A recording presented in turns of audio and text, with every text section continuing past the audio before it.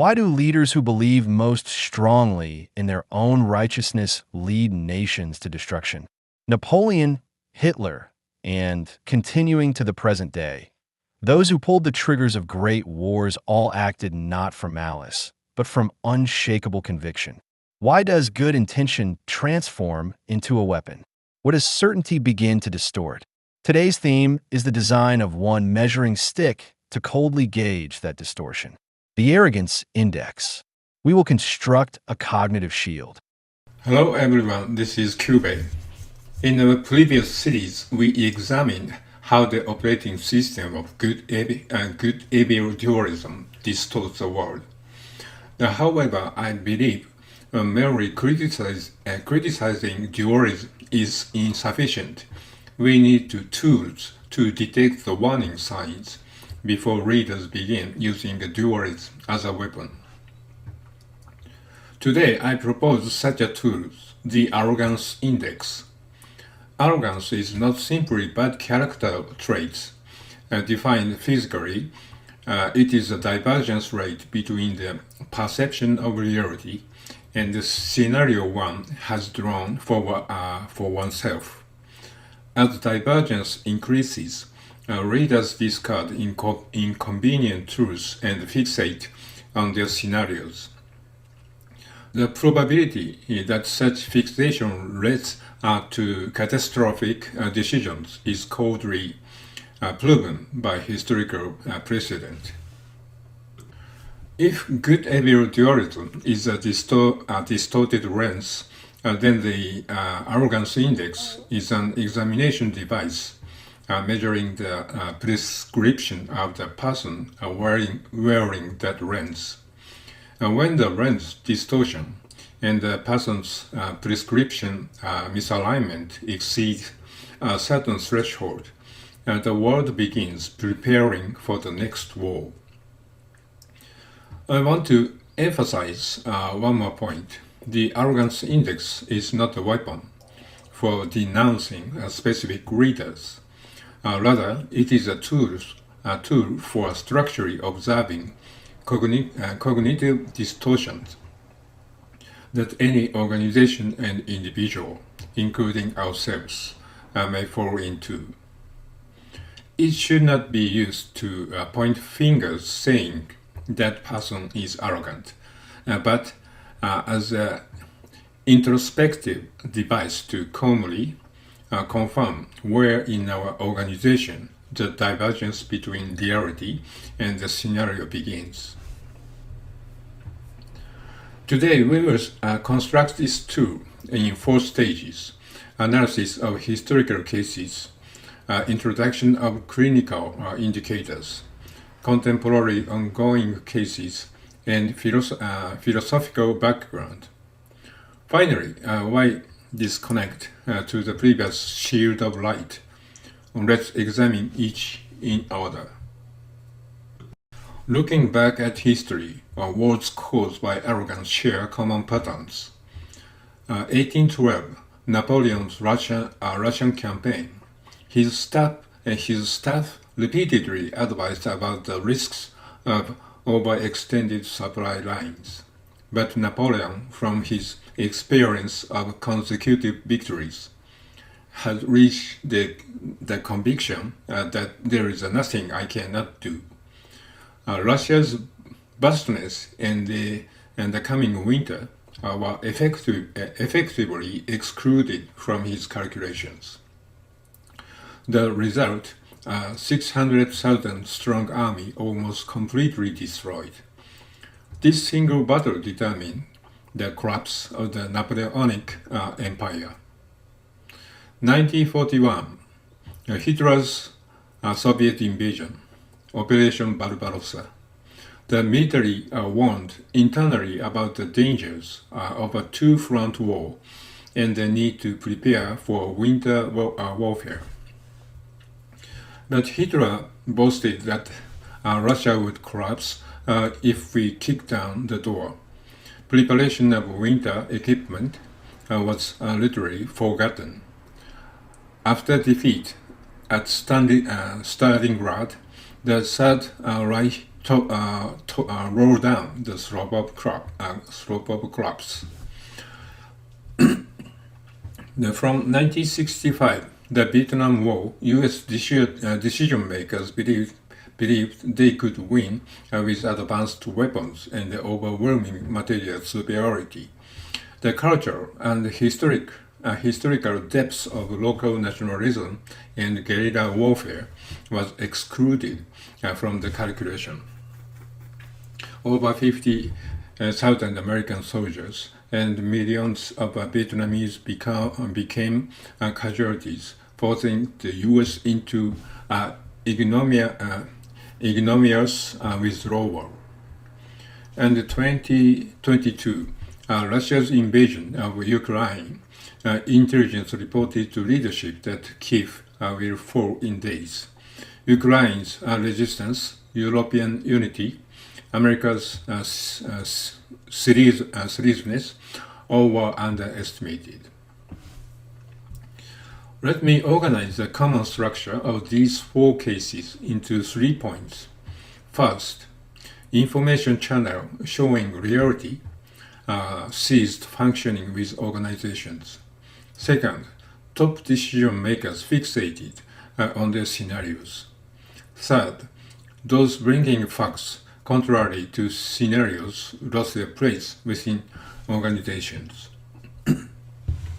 In other words, arrogance is not a matter of individual character, but a phenomenon where organizational information processing becomes irreversibly distorted. This is not about blaming individuals. It's a problem to be observed structurally. These four cases share another commonality. In each case, the decision to start war was not made through internal rational debates. Rather, the conclusion, "this is the only way," was predetermined, and only information supporting that conclusion was selectively delivered to leadership.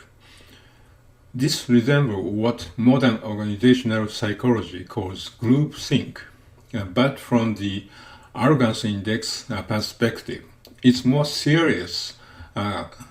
Groupthink is a phenomenon where groups reach a wrong consensus, but arrogance is energy that drives a wrong consensus toward even more wrong actions.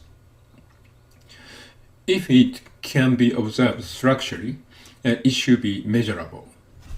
In the next chapter, we'll examine that measurement framework. Arrogance has already been studied not as vague moral condemnation, but as a clinically diagnosable phenomenon.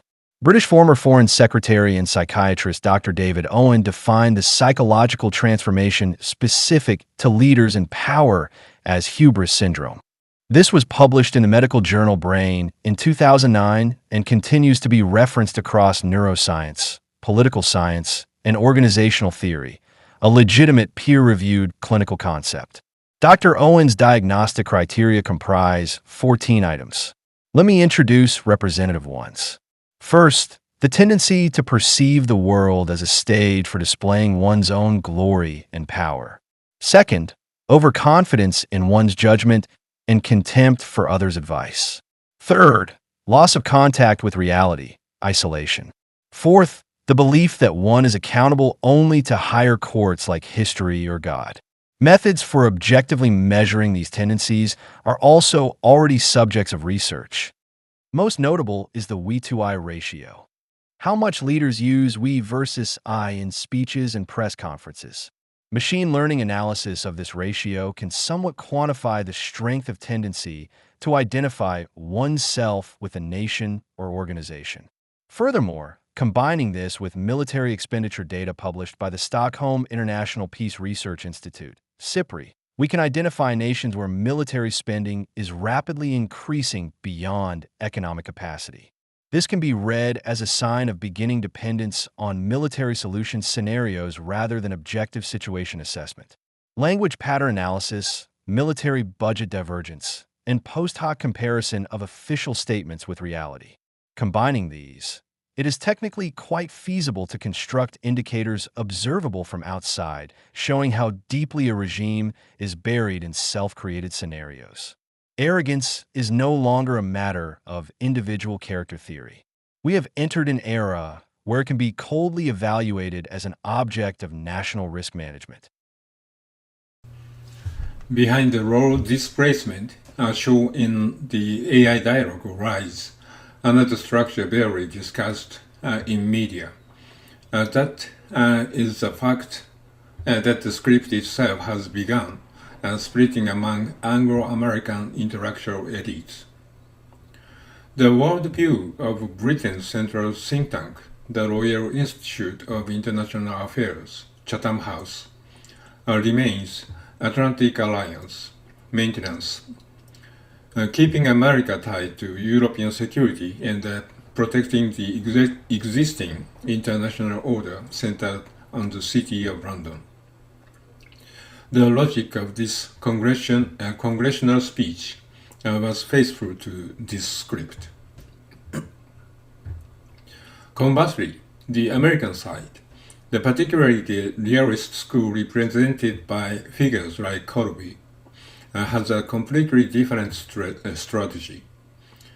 Their main enemy is China, with Europe secondary. They want to concentrate America's finite resources in the Pacific. From their perspective, appears to continue Ukraine's support frankly appear as outdated nostalgia. In other words, the alliance that Britain's symbol this separately tries to reinforce is currently being rewritten within America's strategic community. The risk of transforming symbols into parties maximized in such times, while this separately performing an old script, the stage itself is being reorganized backstage. Only the actor doesn't know yet. This is another aspect of the Arrogance Index, inability to realize that the reality premises one depends on no longer valid. This too is extremely important from the divergence rate between reality and scenario. What's important here is that role displacement and script misalignment are not separate phenomena, but two sides of the same structure. When symbols abandon neutrality and become parties, they invariably rely on some correct script, but they cannot realize that script is beginning to diverge from reality, because acting according to script becomes a psychological defense against facing reality. This is a contemporary manifestation of the isolation diagnostic criterion of the hubris syndrome. Here, I want to connect the problem of arrogance to a deeper civilizational context. The Harvard professor Michael Sander, in The Tyranny of Merit, demonstrated that meritocracy, a core value of contemporary liberalism, is actually the most arrogant ideology. The logic goes, people who believe I succeeded because I worked hard, and inevitably thinks unsuccessful people didn't work hard enough. This makes their own luck invisible and loses empathy of others' misfortune. Elite self-regard generates unconscious contempt for unrewarded working classes. The core of Sanders' point is that meritocracy loses humility. This is a philosophical definition of the Arrogance Index itself. John Hopkins professor Yasha Monk goes deeper into contemporary politics and currents. What he points out is the extremely harsh phenomenon that liberals are destroying liberalism. Originally, liberalism aimed for universal rights, but some contemporary liberal camps have fragmented into struggle-seeking recognition of individual identities, creating new dogmatism that judge different opinions as ignorance or malice. Monk calls this the identity trap. Ironically, such intolerance, strengthens right-wing populism, conviction that we are the right, eliminate room for dialogue, resulting in cruder conflicts dominating public opinion. The following was from Russia-born British journalist Konstantin Kissing. Western elite are destroying the value that form the foundation of their prosperity. This accuses Western intellectual elite of squandering the most valuable asset the West built from the 90s to 20th centuries: free speech, fair debate, intellectual humility, due to their own arrogance. Finally, let me explain why this arrogance index is needed now. In the previous shield of light, we conceived a technological isolation device for Japan to physically distance itself from the negative chain of dualism. However, technology alone is probably insufficient. Even with a physical shield, if those operating it are infected by arrogance, the shield easily transforms into a spear. Therefore, the arrogance index must pair with the shield of light as a cognitive shield, physical isolation and cognitive isolation. Only when these two are complete can true neutrality be established. Here, let me discuss another abstracted OS. Looking around the world, there exists a special type of symbolic presence, never entering specific policies, quietly accompanying people's suffering and joy, with that accompaniment itself becoming the source of legitimacy, such symbols. The essence of this OS is maintaining omnidirectional legitimacy through silence. Saying nothing becomes the strong expression. Being no one's enemy becomes the greatest inclusion.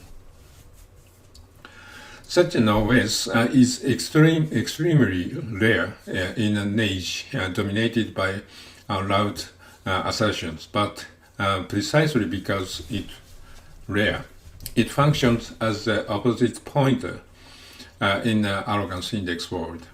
The opposite of arrogance is not victorious voices, it is silent wisdom.